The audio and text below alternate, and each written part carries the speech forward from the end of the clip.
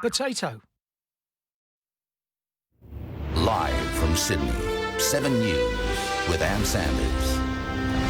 First at 4 to breaking news. Good afternoon. Premier Gladys Berejiklian has revealed she was until very recently in a secret relationship with disgraced former MP Darryl Maguire.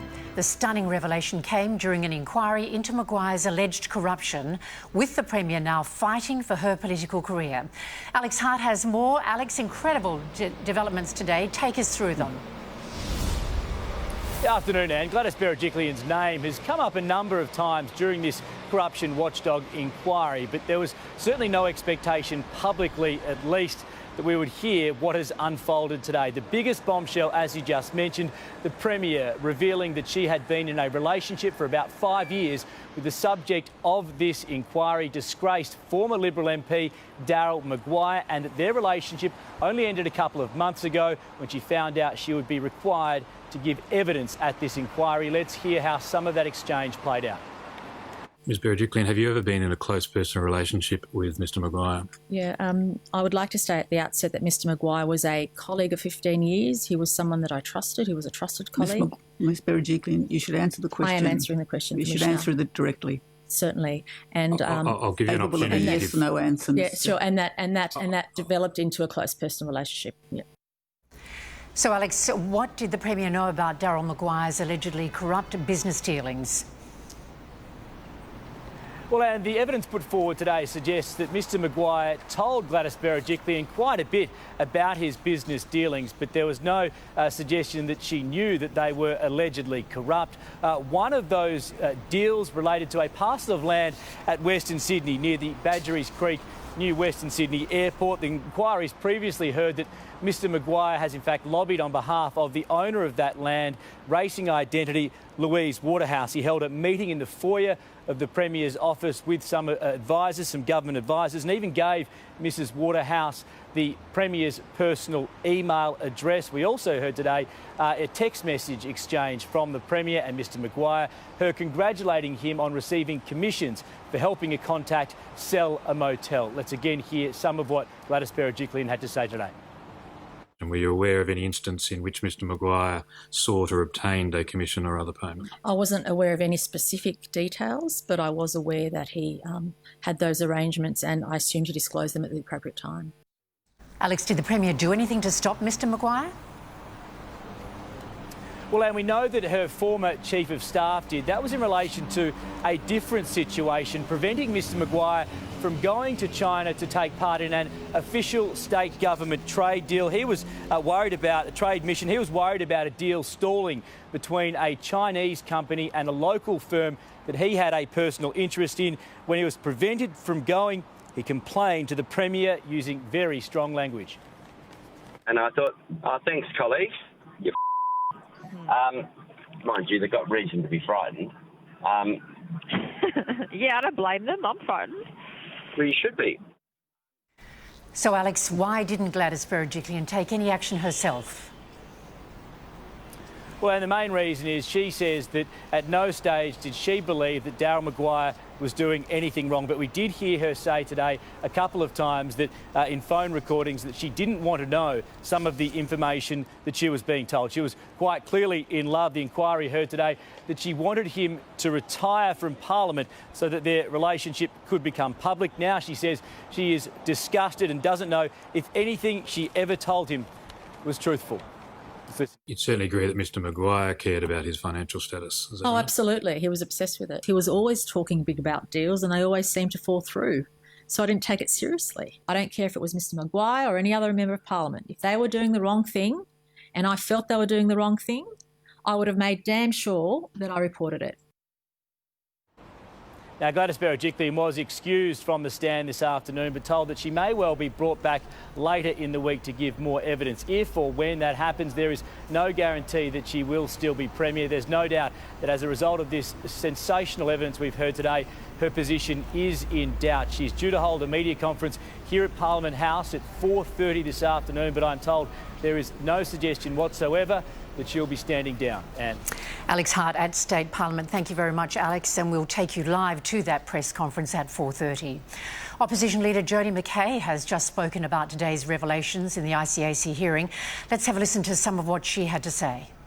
We have heard shocking evidence this morning from Gladys Berejiklian as Premier of New South Wales. I have to say, as I was listening to that evidence, I couldn't quite believe what I was hearing. If you thought you knew Gladys Berejiklian, then think again. This Premier is a fraud, and today she's been unmasked. I'm not going to go into the details of the evidence that we've heard because I actually think it speaks for itself. But what I will say is this. Until a month ago, Gladys Berejiklian was still in contact with Darryl Maguire. Darryl Maguire, who is disgraced by ICAC and is a person of interest by ICAC. Now that just shows a recklessness from the leader of this state. What it shows is poor judgment from the leader of this state. How on earth did she think it was okay to still be in contact with a disgraced MP and still be in a relationship with him? The second issue involves the wheeling and dealing which she was privy to. Now, it is quite obvious from the telephone intercepts that were played today, intercept after intercept, and the questions that were asked of her, it is quite obvious that she was privy to the wheelings and dealings of Darryl Maguire, a disgraced member of this parliament. Now, I don't believe her when she says, I can't remember, or to the best of my recollection, that didn't happen. Gladys Berejiklian has no choice but to resign. She must resign. The citizens of New South Wales believe she must resign, and I know all of you also believe she must resign. She cannot possibly stay as the Premier of this state, given the extraordinary evidence that has been given to the Independent Commission Against Corruption today. That was the opposition leader Jodi McKay, and we'll have more live coverage on the unfolding crisis within the state government throughout this program. In other news today, Western and southwestern Sydney remain the biggest concern for health authorities as COVID testing numbers dwindle again. Evan Batten is across today's results. Evan, what are we seeing? And you'd certainly have to say there's a level of encouragement from the headline figures released until 8 p.m. last night. However, it's the emerging trend behind the scenes, if you like, that really has health authorities worried, in particular concerned about the drop we've seen once again in testing levels yesterday. On Saturday, there was around 12,800 people who went forward for testing. Yesterday, that number really fell through the floor to just 7,391. Now, what that is really saying to health authorities is that people aren't coming forward in enough numbers to get tested. They're concerned that that means the virus, which is very good at hiding in the community, hiding amongst people who are asymptomatic, who don't know they've got it. The only way we can actually find out if they've got the virus is if they come forward and get tested. That's why they are really ramming home that message to people to get tested if they have any symptoms at all. So really they're going to be watching in the coming days, hoping to see that number increase. The Mayor of Liverpool, one of the hotspot areas of Sydney that we've seen in recent weeks, spoke today. She certainly expresses her understanding of how people are feeling a little bit over this lifestyle now that we're facing with coronavirus. I think people are tired. I think people want to go back to the norm. Unfortunately, I think there will be a new norm, and I think we're going to have to adjust to that. That's how it's got to be. I mean, if we want to really get on top of this, we have to take responsible steps. And the other figures, as you say, are quite encouraging. Just one new case of coronavirus that came from community transmission.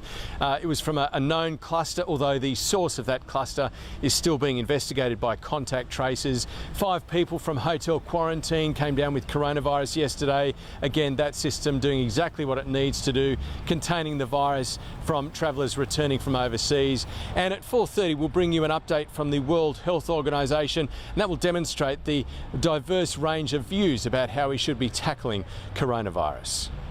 Evan, thank you. The Prime Minister remains hopeful a vaccine will be developed next year, paving the way for international travel to resume. But his meeting with researchers has been overshadowed by a dramatic protest. Live to Olivia Leeming in Canberra. Olivia, describe what happened there this morning. And refugee activists vandalised the Prime Minister's car, sparking a security scare at the University of Queensland. He was there meeting with researchers who are developing a vaccine for coronavirus, splattering red paint over C1 as well as both entrances of the building. Scott Morrison was rushed out into a police vehicle as the premises went into lockdown. Here's what he had to say a short time later.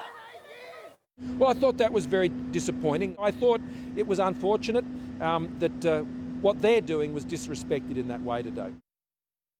And Olivia, it stole some of the attention away from progress being made on reopening our borders.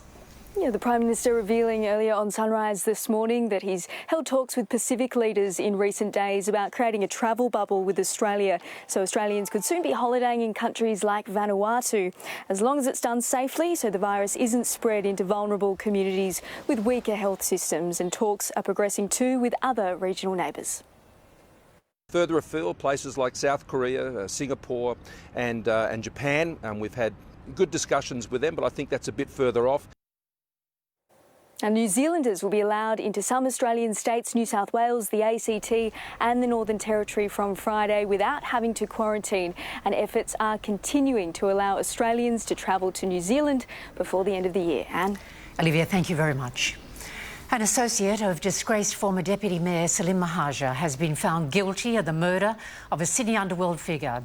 Ahmed Jagbeer didn't pull the trigger, but as Leonie Ryan reports, he did provide a key to a unit to facilitate the execution.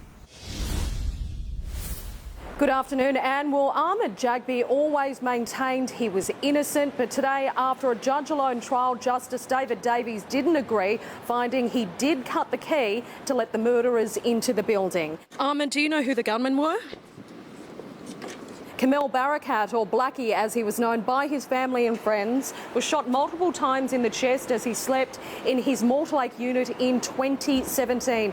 It would end a spate of tit-for-tat shootings, which started with the killing of Safwan Chabaji at Condell Park, the execution of underworld figure Wali Ahmed and the murder of Hamad Assad, who Barakat was suspected of shooting. The court heard in the days before Barakat was killed, police had raided his home as part of a firearm prohibition order, breaking the door of his unit. Management arranged for the door to be fixed, but it would take several days, and because Barakat was very mindful for his safety, that's when Jagbeer was contacted about replacing the lock. The judge agreed that he was the only person who had a key to that lock and gave a copy to the assailants prior to them storming into Barakat's unit. Bit of justice for my son.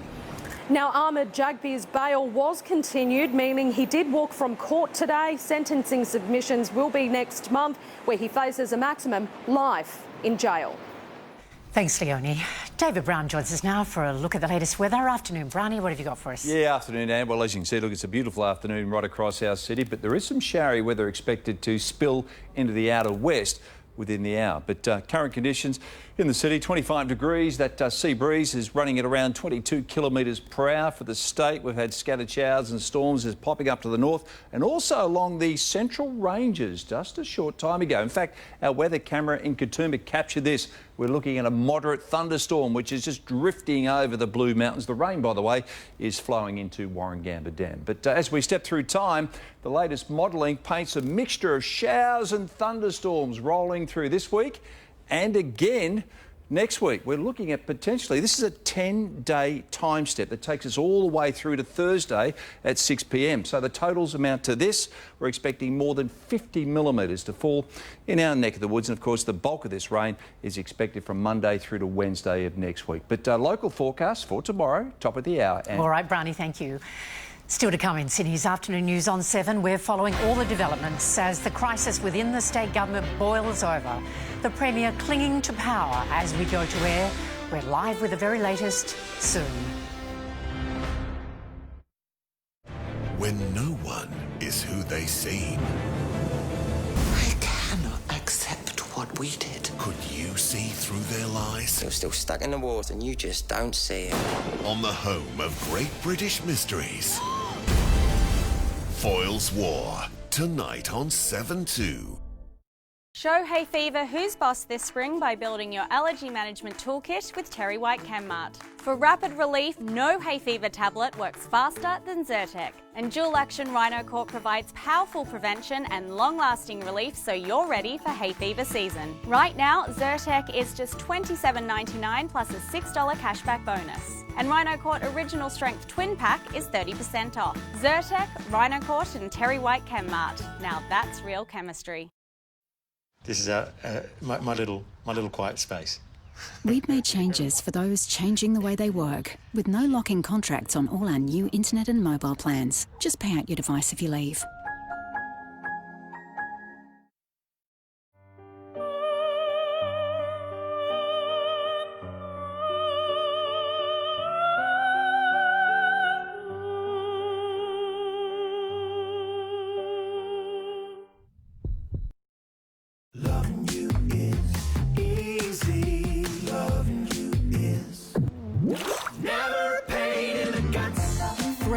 Natural Simmel, the easy-to-digest milk.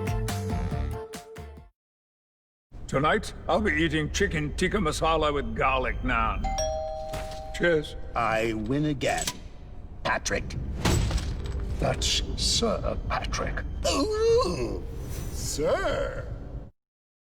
Power tools, hard hats, hammers, eye protection, meat pies. But best of all, high vis by Step 1. Buy them online at step1.life. Be quick. They're super limited. Harvey Norman, your destination for the new Samsung Galaxy S20 FE range. The phone that gives you what you want to do more of what you love. Featuring pro-grade performance and a pro-grade camera to capture details in stunning clarity. Galaxy S20 FE with colours for every fan. Bonus offer extended. Buy before 14th of October and get bonus Galaxy Buds Live valued at $319. The Samsung Galaxy S20 FE range. Prices start from just $999. Available now at Harvey Norman. Go! The pollen count is high, so get ready, hay fever sufferers.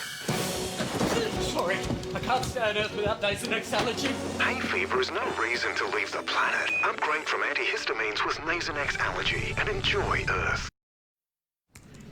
We've made changes for businesses switching their internet from another provider.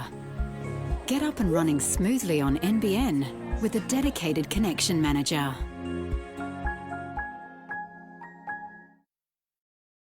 Hey mate, have you seen the Sportsbet app now has Sky Racing? Really? Yep. Live racing from all around Australia right there on your phone. Oh, I'm liking this. Yeah, just one tap and you're streaming from Randwick, Caulfield, Ascot, Dapto Dogs. Righto, mate, I get it. What are you, the Sportsbet guy now or something? I actually do a pretty good impression. This is new. Sky Racing, now available on the Sportsbet app. Bloody hell, that's pretty good. I told you. Premier Gladys Berejiklian is fighting for her political life. She's admitted to a secret and lengthy relationship with a disgraced former MP who is facing serious corruption claims. It's thrown the Premier's integrity into serious doubt. We're expecting to hear from the Premier, who will address the media in the next 15 minutes or so. We'll take you there live. But her Transport Minister, Andrew Constance, a close colleague, has already spoken out at State Parliament. Let's take a listen. Gladys Berejiklian is the best Premier, and if you look at what's on her plate with pandemic, with recession, that's the task at hand. And the great news for this state is Glad's going nowhere. I mean, yesterday is a blip, but, you know, bottom line is, incredible Premier doing incredible things and going to continue to do so. And, you know, absolutely wonderful outcomes for the state by having her leadership, and that's going to remain. Andrew Constance speaking a short time ago. A car has rolled at Avalon on Sydney's northern beaches. An elderly man lost control on Barrenjoey Road this morning, hitting two parked cars and rolling his own vehicle. He was trapped in the wreckage for more than half an hour before he was freed and taken to Royal North Shore Hospital. Two men are lucky to be alive after fire destroyed their home at Ramsgate in Sydney's south late yesterday.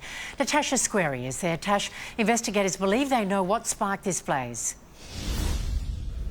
Well, and investigators believe the fire started in the living room, possibly sparked by a faulty electric scooter which had been on charge.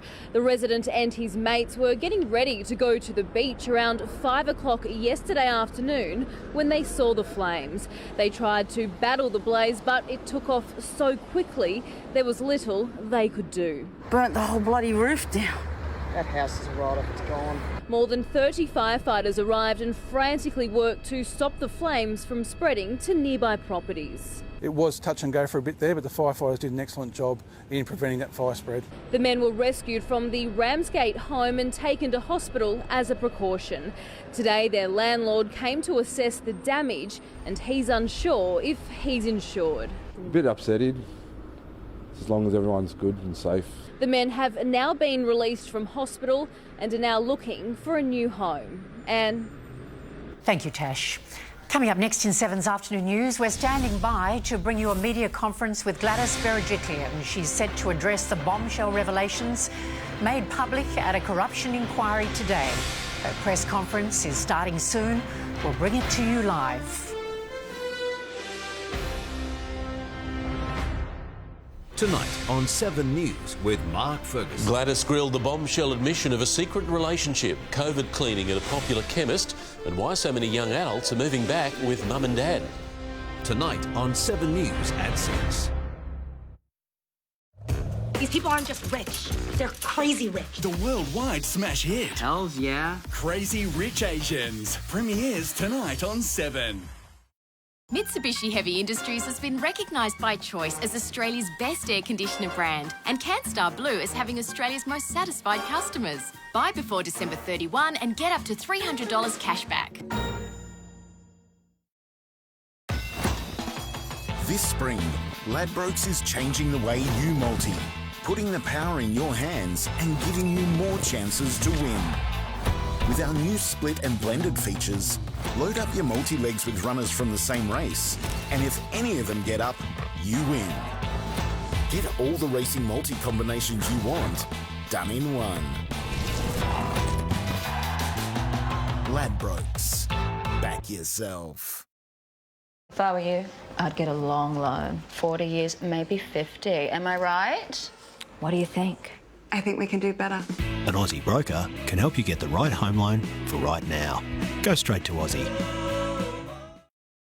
The Art of Living sale ends soon. For a limited time, save up to 50% on the best in Australian indoor and outdoor furniture design. So why buy ordinary furniture when you can come home to King Furniture? Sale ends soon.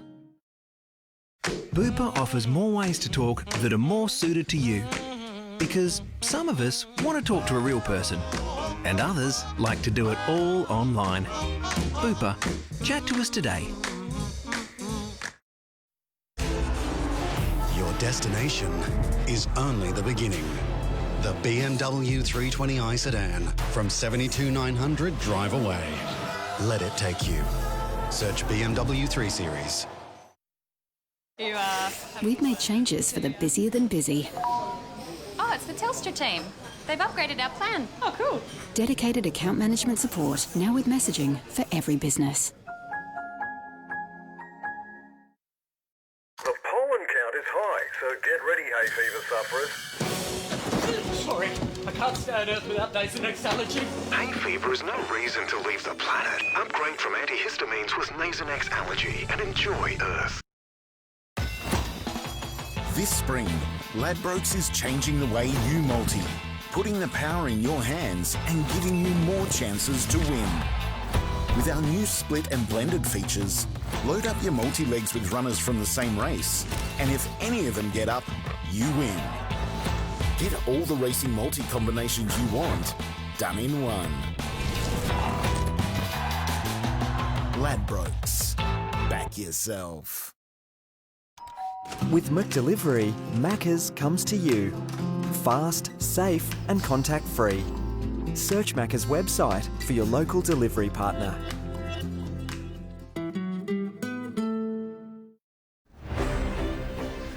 A Cancer Council study has shed new light on the dangers of alcohol. Just 7 standard drinks a week increase the risk of getting liver cancer by 48%, breast cancer by 15% and bowel cancer by 14%.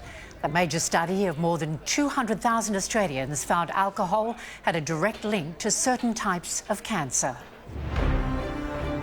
Time for sport now with Mel McLaughlin, and the young Panthers are very confident, Mel. Hi, Ant. Yeah, they are. With 16 wins in a row and a week's rest, Penrith go into the prelim finals as title favourites. They face Souths for a place in the decider on Saturday night. Billed as the battle of the halves, Reynolds and Walker versus Cleary and Luai. I don't know to say anything to him. He's as confident as they come. It's, my personality, and I love competing against the best, I think, and I love getting better. And, this group of boys I sort of grew up with, and they're sort of my best mates as well, so I can definitely be myself around them. 17-year-old Joseph Suwali was working on his speed this morning as NRL clubs and Rugby Australia wait to see who he will sign with. The Wallabies are getting over the frustration of their big missed opportunity to pick up their first win in New Zealand in 19 years after yesterday's thrilling 16-all draw with the All Blacks in the Bledisloe Cup. But revitalised fly half James O'Connor says there's plenty of optimism after Dave Rennie's first game in charge. He connects on a human level to all of us, and I think with sort of every little click and every sort of person in the squad he has a relationship with already. Game 2 is at Eden Park on Sunday. Less than 3 months after being appointed, Wanderers coach John Paul Di Marini has been sacked in bizarre circumstances. Western Sydney released a short statement today giving no reason why Di Marini was axed. He took the reins after the Wanderers sacked German Marcus Babbel in January. They say a replacement will be named in coming days. Rafael Nadal has equalled Roger Federer's 20 Grand Slam titles record after a near-flawless straight sets win over Novak Djokovic in the French Open final. Chasing his 13th crown at Roland Garros, Nadal only lost 2 games in the opening 2 sets against the world number 1. Djokovic provided a stiffer test in the third, but the Spaniard once again showed why he is the king of clay. A very tough year, but win here means everything to me. Federer took to social media to congratulate his longtime rival and friend. Lewis Hamilton drew level with Michael Schumacher's 91 Formula One race wins record after taking out the Eiffel Grand Prix. I did, of course, dream of one day being here, but it would be on my wildest dreams to be at reaching Michael's wins. The 6-time world champion was given one of Schumacher's racing helmets by his son Mick to recognise the achievement. Aussie Dan Ricciardo finished third, his first podium finish in 2 years. Afterwards, he celebrated with his customary shoey after forgetting to go on stage. And LeBron James put the hammer down on the NBA season, leading the LA Lakers to their 17th championship, equalling Boston's record. They beat Miami 106-93 to win the finals 4-2. LeBron is the 4th player to win 4 titles and 4 MVP awards. Our organization want their respect, Laker Nation want their respect, and I want my damn respect too.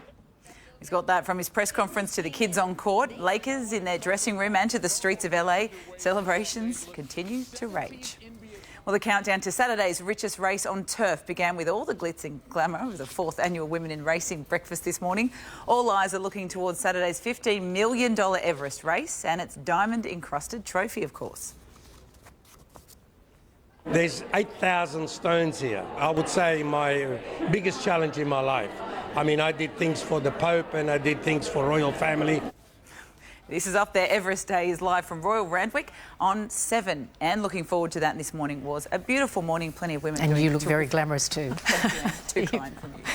Still to come in Sydney's afternoon news on 7. We're following all the developments as the crisis within the state government boils over, the Premier clinging to power as we go to air. Her press conference is about to start. We're live with the latest soon.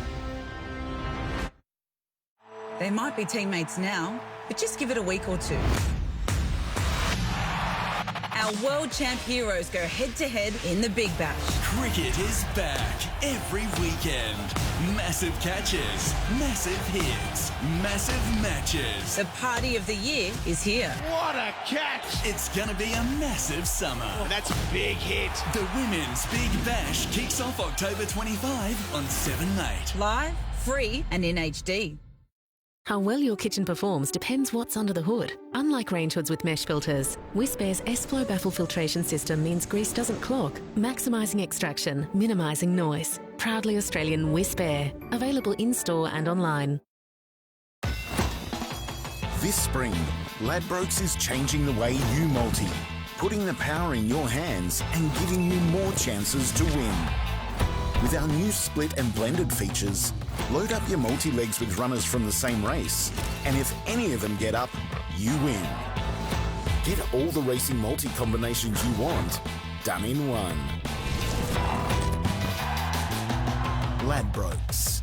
Back yourself.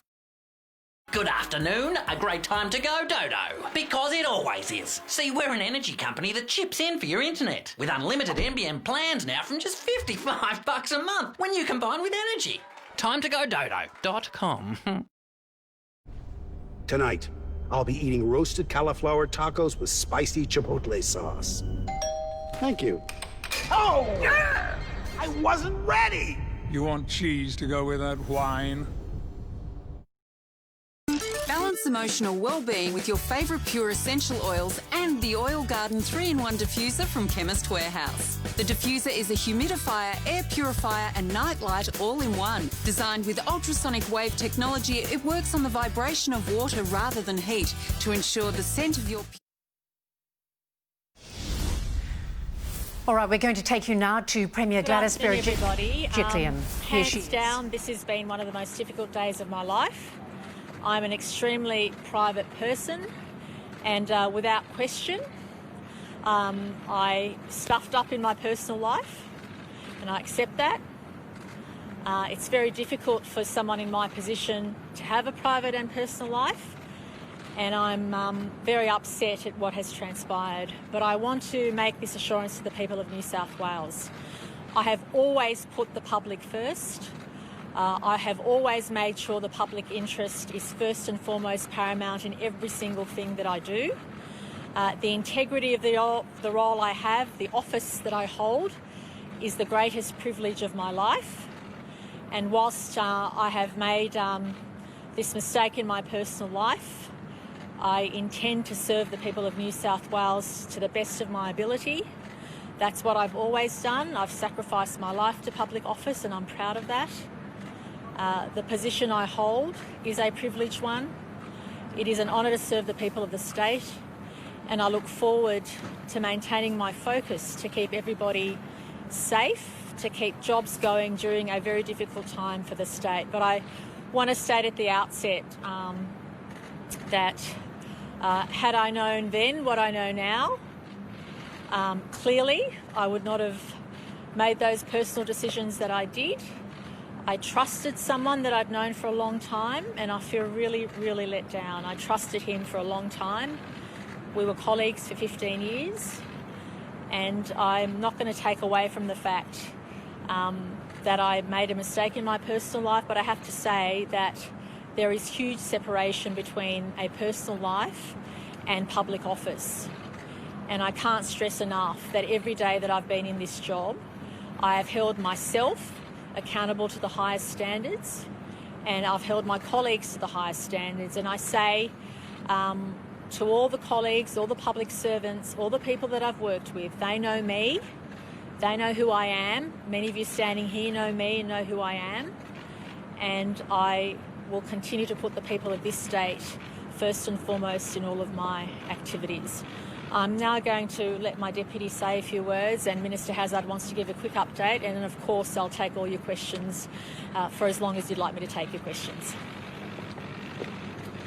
Well, thank you, Premier. Can I say it's great to be here with the Premier today to offer my support to her. It's been a very difficult day, but she is somebody of the utmost integrity, honesty, and is somebody who has stood by her side as the Deputy Leader and Treasurer of this state.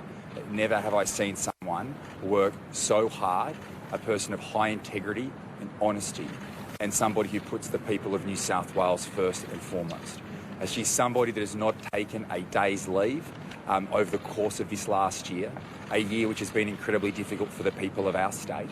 And I know whether it's been through the bushfires, the floods, the drought, and this pandemic, that we could have no leader better than Gladys Berejiklian to take our state through this difficult time. I know every single day she is somebody who is selfless, and she is somebody that is focused on one thing and one thing only, and that is the betterment of our people. And yes, it has been a difficult day for her and a difficult day for the government, but can I say as the Deputy Leader of the party that she is somebody of the utmost integrity and honesty. It has been an absolute pleasure to be by her side during what has been such a very difficult period of time. And I know that most importantly, her focus, continued focus, and her tireless work ethic ensures that our state is in the best place possible. And we know throughout this entire pandemic, the shining light of this country when it comes to which state is driving our nation through this once in a 100-year economic crisis. It has been the state of New South Wales. And that is no accident. That is no accident at all. That has been because of the fearless leadership that Gladys Berejiklian has taken our state through this very, very difficult time. And this is a crisis that is far from over. This is one that will need the leadership, the strongest leadership possible to keep our state moving, to keep as many people in work, to keep as many people safe as possible. And I'd like to say as the Deputy and as somebody who works incredibly closely with Gladys Berejiklian, has worked closely over the last 3 years, there is no one in this state more selfless and more focused on keeping our people safe, on keeping businesses in business and keeping people in jobs. She's a person of highest integrity, honesty, and so dedicated to the betterment of people of New South Wales. And it's great to be here as her deputy today of the Liberal Party to support her in what has been a very difficult day. I have a public health alert to make. Before I do that, I just want to say in regard to the events of today, I've known the Premier for more than 20 years, and I have to say she is an outstanding person. She is a person of great integrity. She is by far the best Premier in this country, and each one of us should know that when she goes to work each day, she is only focused on one thing, and that is making sure that the citizens of New South Wales are well cared for. I have lived and worked more than 20 hours a day in some cases with the Premier in the last 8 to 9 months during this COVID crisis, and she has been an outstanding leader. Why we are in the position we are today is because of the incredible work she has done with each of the other government agencies, and particularly the senior health officials who all hold her in very high regard. I just want to emphasise that I don't think we would have been in such a good place today if Gladys Berejiklian had not been our Premier. Also, of course, through the fires and through the floods, she's been amazing. So I just want to say 100% backing our Premier. Now, as to the public health alert, each one of us would know today COVID hasn't stopped. Fortuitously, the state has had a good result today with just one case of locally acquired, locally transmitted COVID-19. There are 5 travellers who are in hotel quarantine up to 8 p.m. last night. So that is certainly, we are very appreciative of the fact that we continue to have the hotel quarantine arrangements, because that's certainly keeping us all safe. Can I say the public health alert, this afternoon we're detailing some other concerns we have. And I'd like the community to be very aware of this, because there may be a lot of people who have been through this particular facility. 2 new cases of COVID-19 have been linked to a medical clinic in Lakemba. Both cases, unfortunately, are general practitioners in that practice. They worked at the A to Z Medical Clinic at 96 Holden Street, Lakemba. The 2 new cases are linked to a previously reported case in a patient who attended Lakemba Radiology. Now, New South Wales Health is in the process of contacting everyone considered to be a close contact of these cases. And I stress, obviously, as their GPs in the practice, we expect there'll be quite a number of people who may have been in close contact with them. These close contacts should be tested immediately, and isolate for a full 14 days from exposure regardless of any results of any tests. And casual contacts of these two GPs of these cases must monitor for symptoms and then get tested and isolated immediately if they develop any symptoms. And after testing, they should remain in isolation until a negative result is achieved. I'd also just like to point out that New South Wales Health will be contacting anyone directly to provide tailored advice depending on their exposure, particularly on Thursday the 1st of October from 2:30 to 3:30, Friday the 9th of October from 3 till 4:30, and Saturday 10th of October all day. That circular will be put out shortly. Again, thank you for making sure these public health notices get out to the broader community. Thank you. Premier, have you considered resigning? Dotting your I's, crossing your T's. And that's you not suspect that there's anything wrong with the land deal of Nature's free. The wine battle is your partner, or your partner's I've made my position clear today in the evidence that I gave, and it's fair to say that a number of people were approached in government, a number of public servants were approached, and the good news is that everybody held their ground and did what was right in the interests of the public. Everybody held their ground, and this person was not able to acquire anything, or his friends or his associates. And I want to take this opportunity to wholeheartedly thank all of the public servants, all of my colleagues, who at every opportunity made sure they did the right thing, made sure that this person did not get any personal benefit, and that is what is here.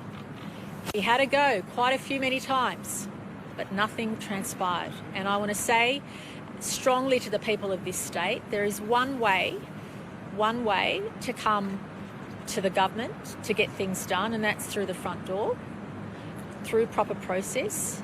And I'm pleased to say the process is held up because nobody was able to gain a benefit from trying to get around the process, from trying to influence, from trying to cajole.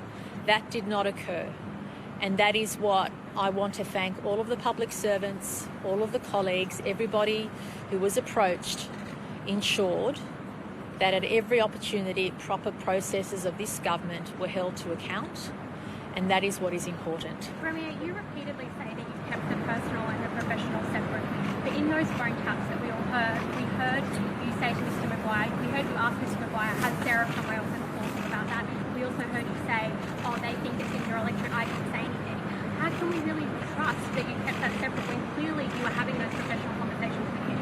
But I would have had those conversations with other colleagues as well to see if they'd been in touch with my office or if they'd dealt with my office. There is nothing I did which did not put the people of New South Wales first. People may have tried to influence me, people may have tried to get around proper process, but they failed. They failed to get to me around proper process, and that is what is important. I hold the integrity of this government to the highest standard, and what is comforting in what I regard as a personal nightmare, and I will call it a personal nightmare, you cannot appreciate for someone who's very private, for someone who is very by the book, for someone who put her trust in someone she thought she could trust. I'd known him for 15 years. I can't tell you what it's done to me personally. It's been devastating, and I've had to bear this on top of everything else. But I want everybody to know that notwithstanding the personal pressures I was under, the personal challenges that I've had, that at every opportunity I've worked hard, my guts out for the people of this state, because I've always put the people first. Public service is a sacrifice, and whether it's my deputy who has a number of children, and I know what he sacrifices to do his job. And similarly, the health minister, I know what he's sacrificed to do his job, and public service is a sacrifice. And I just want the public to know that never ever have I done anything but to completely serve the public. Never ever have I done anything but what is the highest standard of integrity. And where I have failed is in my personal life, and I accept that. I take full responsibility for that. I take full responsibility for that. In fact, this was a relationship I did not share with anybody not my family, not my closest friends. It was not a relationship that I regarded of sufficient status, but yet I will say that I am. Well, I don't want to take away the responsibility for my actions and say I'm human, but I am. I'm human, and I stuffed up in my personal life. And for someone who's extremely private and extremely cautious and very conservative in the way she leads her life, it's been very difficult to have that out on full display. And I also want to make this point, and I feel very strongly about this. I know that many women and girls are very proud of the role that I play and the job that I do. And I want to say to everybody, there's nothing wrong with being a strong, independent, financially independent woman. And I don't want assumptions made that women can't be independent, can't be financially independent, can't make decisions for themselves, are unduly influenced by others. That is not what strong women do. That is not what strong women are. And I just want to say to all the girls and women out there that please know that it's okay to be in public office. It's okay to make the sacrifices, but it's also okay to accept that we're far from perfect. And certainly I'm far from perfect. But what I can say is that at every opportunity, I serve the people with every ounce of my body, with every ounce of my being, that I hold the office I hold with enormous privilege, and I will continue to do that. Have you considered resigning? No, I haven't, because I haven't done anything wrong. If I had done something wrong, I would be the first one to do that. If I had done something wrong, I would be the first one to consider my position, but I haven't. Do you think it could be in breach? Do you think it could be in breach of the ministerial code, Premier, by not declaring the pecuniary interest of someone with whom you're in an intimate personal relationship? Because the ICAC was very careful in the definition they used in terms of close personal relationship. They were very careful, and I've not been accused of any wrongdoing. Premier, why didn't you end your relationship with Darryl Maguire back in 2018 when the first corruption inquiry took place? Yeah, that is a very good question, and can I say that initially he was very angry with me. I was extremely angry with him. I sacked him. I asked for his resignation. Then I not only convinced him to leave Parliament, but accosted others to help me convince him to leave Parliament. But I also have to say, from a compassionate position, this is a person who, again, put yourself in my position. I'd known him for 15 years. He lost his career, his friends. He lost everything, and he was in a very dark place, and I didn't feel that I could stop being his friend during that time, rightly or wrongly, on compassionate grounds. But put yourself in a situation. Imagine if one of your best friends had done something horrible. On compassionate grounds, would you care about their welfare if they're in a dark place, they've lost everything? And I just felt that I could not stop being his friend, rightly or wrongly. But of course, can I say this? Had I known then what I know now, I mean, I don't want to prejudice the hearing that's going on at the moment. But can I say in a general statement, had I known then what I know now, of course I would have had nothing to do with him, but I did not know the extent of what he was alleged to have done. When did you find out? At what point did you decide that what he was doing was conduct? You decided that you should be sacked. You knew in February what he was doing in relation to the land engagement agreement, and you did nothing. I'm sorry? You knew in February what he was doing in relation to... No, can I be very clear here? Parliamentary secretaries and members of Parliament are allowed to have business interests. They're allowed to conduct business activity so long as they disclose them. And I assumed, as I do with every colleague, that if you are engaging in any transaction, in any deal, that you disclose that appropriately. And parliamentary secretaries in particular, even ministers, are allowed to have business interests so long as they declare any conflicts and provide all the disclosures. So there is nothing actually wrong with someone undertaking a business interest. What is wrong, and this is the key point, what is wrong is using your public office to do that or failing to disclose the interest that you've accumulated. If you trusted that he disclosed all those interests, why did you say to him those times, I don't need to know about that, I don't need to know about that? Well, I refer you to the evidence I gave today, and they were his interests.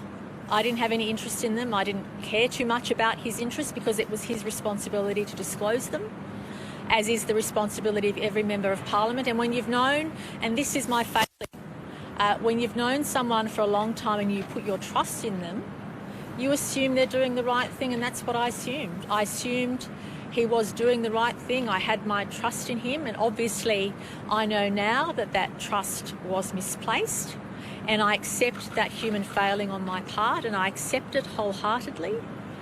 And I know, because many people have already contacted me to say that they've been through experiences where they trusted somebody and they've been let down, but I don't want to take away from the personal responsibility I bear for that, because I did trust him. My trust was misplaced, and I deeply regret that. It is a very difficult time for me in my life to accept that, but I have to. And when you go through a personal crisis, you dust yourself off, learn from it and move forward. And I also want to state unequivocally that I've always been cognizant of the separation of my personal life from my public duty and public responsibility, and that remains the case. And I hope the public knows, and I certainly feel the public appreciates, that I don't always get it right in terms of executing my public responsibilities, but I certainly work my guts out, and I certainly ensure that at every stage the highest level of integrity is applied to the way in which I do my job. I'm sorry? Concerns were raised with you through the Chief of Staff of the Planning Minister that what Darryl Maguire was doing and the way he was conducting himself was inappropriate. The Greater Sydney Commission Chairwoman raised those concerns and it was escalated to you. What did you do, and if nothing, why? Can I say that question wasn't put to me today, but I asked my staff, I understand, but I asked my staff to advise me whether we had any note or any document which expressed those concerns from that minister's office, and my office said that they did not receive anything. So that was not brought to my attention. And I specifically, and if I was asked today, I would have answered that question in that way. But I specifically asked my office because I wanted to know the same thing, Liz. I wanted to know why I wasn't told. And I asked my office checked all the records, and there is no record of my office having received any information about that, because I asked exactly the same thing. That's the first thing I asked. Why wasn't I told? Why didn't I know? And when I asked my staff to check those documents, they said that there was no official receipt. And if I was asked today, I would have answered that question. But clearly, I wasn't asked that question, and I have confidence in the process, and the process has obviously done, substantial research and investigation, and that they could have put that question to me today, and they didn't. Premier, if Darryl Maguire had declared his interest, it's your position the way you had to do nothing wrong. I'm sorry? If Darryl Maguire had declared his interest, it's your position he did nothing wrong, and is it your position further that MPs can currently be a member of Parliament, and as long as they declare their interest, they're allowed to lobby developers to get a first? No, well, that's not my position. That's actually the position of the disclosure requirements. That's not my position. I didn't make up those rules. The interest disclosure, the parliamentary disclosure, the ministerial code of conduct. In fact, the ministerial code of conduct was updated in 2014 under Premier Baird, and the pecuniary interest register has been around for a long time. So they're not my rules, they're the rules of the parliament, and they're the rules of the ministerial code of conduct. Premier, we were the MPs stood to gain money from his land and he knew that he was lobbying your office. Did you just think that was fine? No, but you're making assumptions that I didn't know. You're making assumptions that there was a connection there. In fact, just be careful, because ICAC is actually making those investigations. It's for them to look at that, but that's yet to be determined. We heard evidence today at the ICAC that Darryl Maguire put it to you that he said that he was set to make money from this deal at Badger Creek at the time. We also heard evidence attended to the ICAC regarding Mr. Maguire and talking to your office about specific deals as well. So why didn't you do something about that? Oh, the second part of your question is not actually accurate, but in relation to the first part, I was asked that question today, and again and answered appropriately in that I was not aware of any specifics, and if there was any interest, it should have been disclosed at the appropriate time. And in fact, the integrity body is still investigating whether any interest actually materialised, and that's for them to decide. You were dismissive of the fact that he thought that he was set to make a lot of money with his land deal at Badger Creek because he was bad at finances. No. It was, I think most of my colleagues acknowledged that pie in the sky and big talking was part of who he was. So does that excuse part registered? No, well, it doesn't. It doesn't. But what does pass the test is the fact that I had no knowledge, no details, and I assume that all of my colleagues have to disclose their interests at the right time. All of my colleagues, it depends on the interest. Sometimes you have to have ongoing disclosure. Sometimes you have to do it on the pecuniary interest register, depending on the office you hold. You have to make those disclosures. And at that time, as I said, because I trusted him, I had no reason at the time to imagine that he was doing anything wrong, because I trusted him, and I assumed that if there was any interest to be declared, that he did that if there was any interest to register, that he did that, and that's yet to be determined. Premier, you've spoken about being the role model for girls and women. What about Mr Maguire's wife? Was he still married when you started a close personal relationship? Look, that's a matter for him, but my understanding was that he was separated. Premier, when you sacked No, I was already on leave at the time. Yeah, I was already on leave. Gosh, no, because I was unaware of those issues prior to the 13th of July. When should have you, in hindsight, should you have declared your relationship with him or made it public to more people? Because do you accept that, as a Premier or a Minister, having a secret relationship with someone who does have dealings with government potentially opens you to, opportunities for bribery, opportunities for... Well, the relationship wasn't of sufficient status for me to talk to anybody about it. I didn't even talk to my family about it because it wasn't of a sufficient status. But I've been very open today with the ICAC. I actually made sure that they were aware in terms of what I felt about it, but it didn't have sufficient status for me to share with anybody, let alone I did not feel that it had sufficient status for me, and I wasn't sure about its future, to be honest. And these are very difficult things to talk about. But if I did, I would have obviously made those matters known. But I did not regard it as sufficient status at that stage to be able to make that public, or in fact tell people closest around me. You agreed with the... I answered that question this morning, yeah. Premier, you agreed with the assertion of counsel assisting that it would have been preferable for you to go public and continue with your close personal relationship with Mr Maguire after he left politics. So at what point did it progress beyond not having a certain future?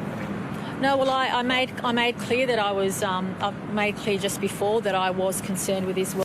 I'd known him for 15 years, and rightly or wrongly, whilst I knew what he'd done was very bad. In fact, not only did I ask him to resign from the Parliamentary Liberal Party, not only did I ask him to sit on the crossbench, but I also engaged the support of others to convince him to resign from Parliament. Yep. Before 2018. I'm sorry, I can't hear what you're saying. This is before 2018. Yeah.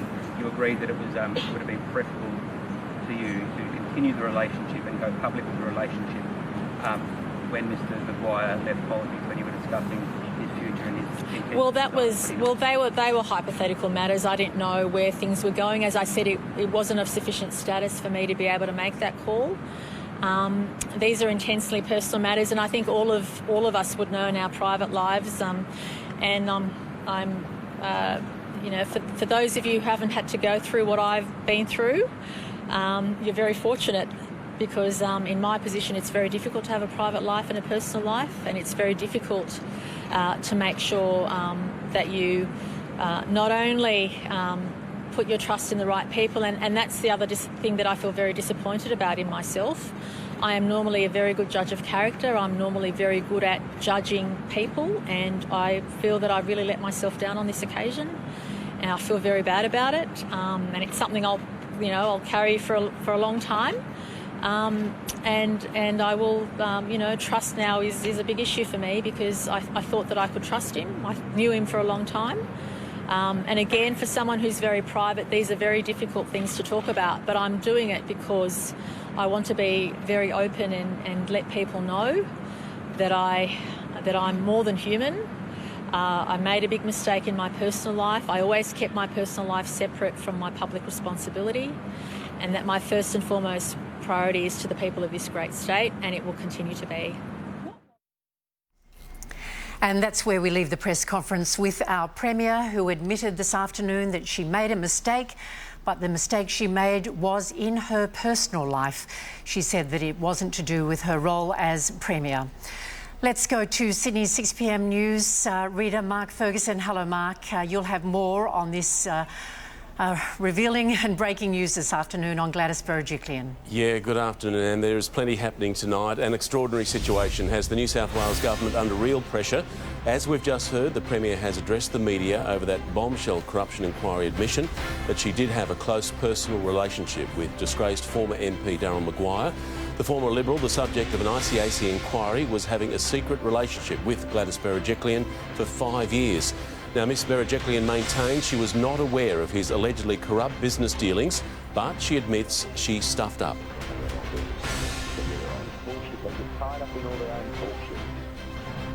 Had I known then what I know now, clearly I would not have made those personal decisions that I did. I trusted someone that I'd known for a long time, and I feel really, really let down. The ICAC probe heard secret phone calls between the pair, revealing intimate details of their relationship, with some MPs now questioning the Premier's position. Others are throwing their full support behind her. And we'll have the very latest on this unfolding political bombshell and plenty more. Sydney 7 News tonight at 6 o'clock. See you at 6. Thank you very much. And that's Sydney's 4 p.m. news for this Monday. As you heard, Mark Ferguson will bring you 7 News at 6 o'clock, including special coverage on the crisis threatening the job of our Premier Berejiklian. I'm Ann Sanders. Stay with 7 Now for The Chase Australia, and I'll see you tomorrow. Thanks for joining us. Have a good night.